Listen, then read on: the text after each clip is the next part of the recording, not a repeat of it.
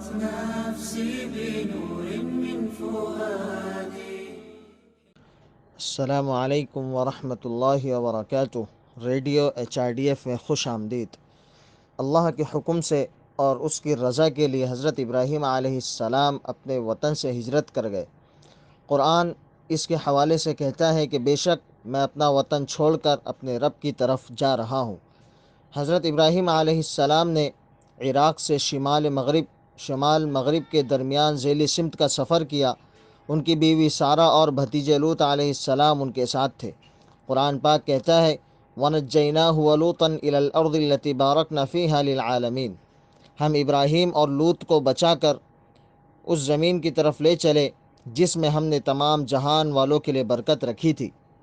قرآنی مفسرین کا کہنا ہے کہ قرآن کریم میں جتنی بھی آیات بیان کی گئی ہے وہ خطہ جسے ہم نے برکت دی ہے سے مراد سابق کنعان کا خطہ بشمول فلسطین اور شام ہے۔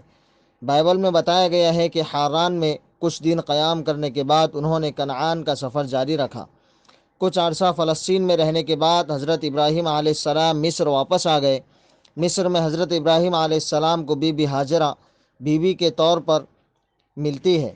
یہ بائبل کی کتاب پیدائش اور گنسبرگ کی یہودی کہانیوں میں درج ہے کہ اس وقت کے فرعون مصر کے بادشاہ نے اپنی بیٹی ہاجرہ کو تحفے کے طور پر ابراہیم علیہ السلام کو دیا تھا، لیکن قرآن کریم میں اس موضوع کی کوئی تصدیق نہیں ہے۔ حضرت ابراہیم علیہ السلام کو زیادہ عرصہ تک اولاد نہ ہوئی۔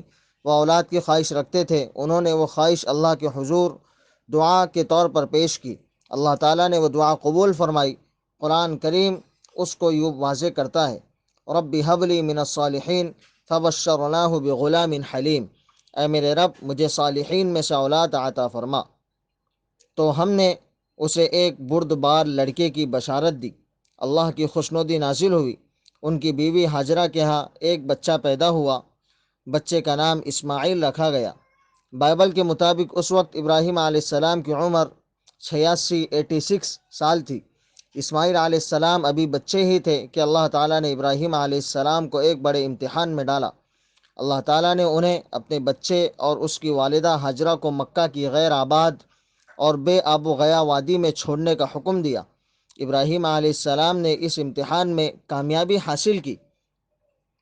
یہ واقعہ ابن عباس رضی اللہ عنہ کی روایت کردہ حدیث میں بیان ہوا ہے۔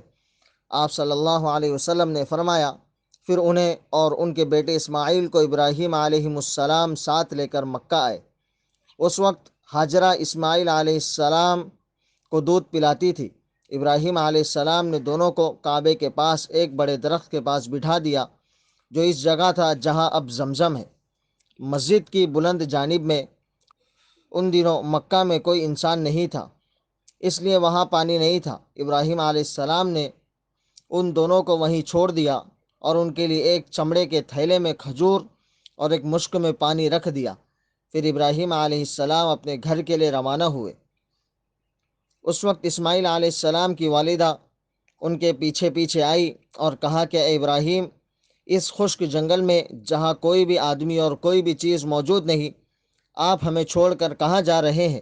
انہوں نے کئی دفعہ اس بات کو دہرایا لیکن ابراہیم علیہ السلام ان کی طرف دیکھتے نہیں تھے۔